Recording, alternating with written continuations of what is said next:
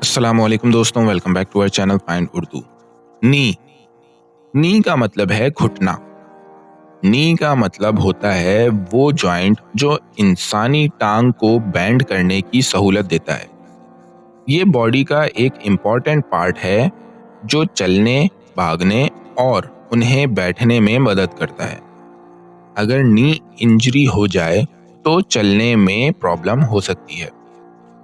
He injured his knee while playing football. उसने football खेलते वक्त अपना घुटना जख्मी कर लिया। तो दोस्तों, नी का मतलब है घुटना, जो इंसानी बॉडी का एक जरूरी जॉइंट है। उम्मीद है अब आपको नी का मतलब समझ में आ गया होगा।